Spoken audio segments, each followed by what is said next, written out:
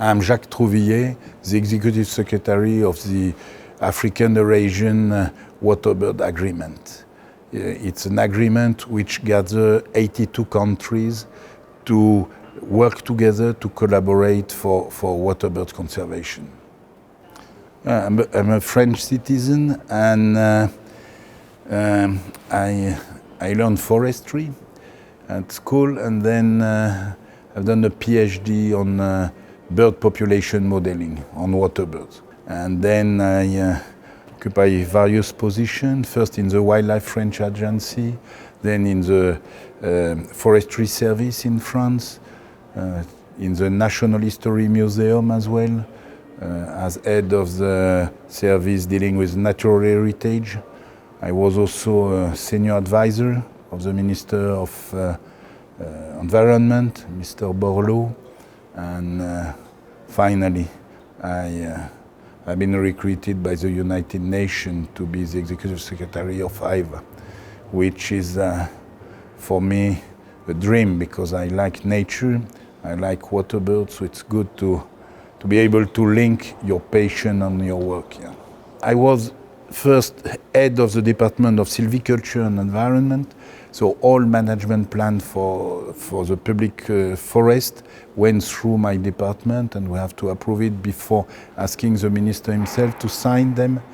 And then I spent 4 years and a half in Réunion Island, dealing not only with forestry, but ecotourism, biodiversity, because there the forestry service was managing 40% of the island. Yeah.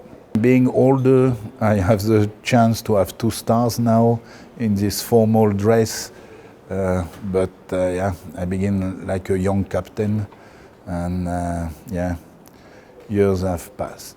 Yeah, it's a green jacket and a light blue trousers with yeah, bands, and fantastic. We have what we call a kepi in France. Yeah, the whole flyway encompasses 119 countries. It means more than half in the world. So it's explained the difficulties of our works, of course. And up now we have 82 parties plus the European Commission. Yeah.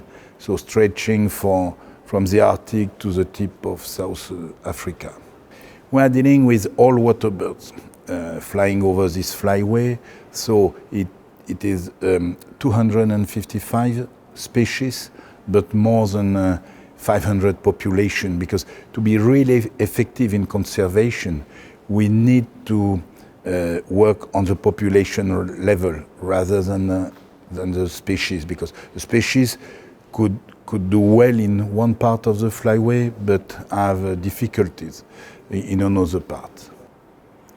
Cranes are fantastic birds, and when they are flying at night and when you can listen them, it's really a good way to know that it's either autumn or spring. And we have the same kind of flight over the UN campus in Bonn.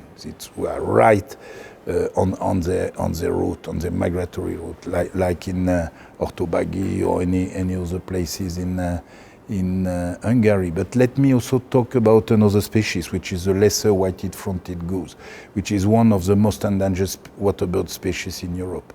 And this bird came from Finland, Norway, through Hungary till Greece to winter. And we have been working closely with Hungarian national parks through a life project to ensure the future of this bird. And through an action plan, we have demonstrated that if everybody works together, it's work. So we can see the population growing slowly, perhaps too slowly, but still. So we reverse the tendency.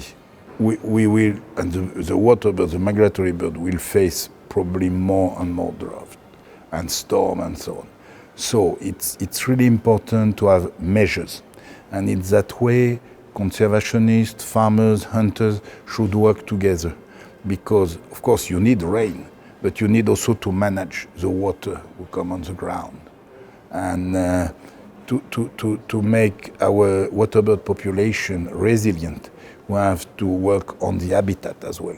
Yeah, I think Hungary is a good way. When I was working in the Natural History Museum in Paris, I went here in Hungary to look at how Hungary managed the data on nature conservation. Because if you want good conservation measures, you need good data, you need good science. And in that respect, Hungary is really a good example, from the sources, the data, to the action. You mentioned these 10 national parks, but there is a lot of other habitats managed for nature conservation. And Hungary deserves special attention on that respect.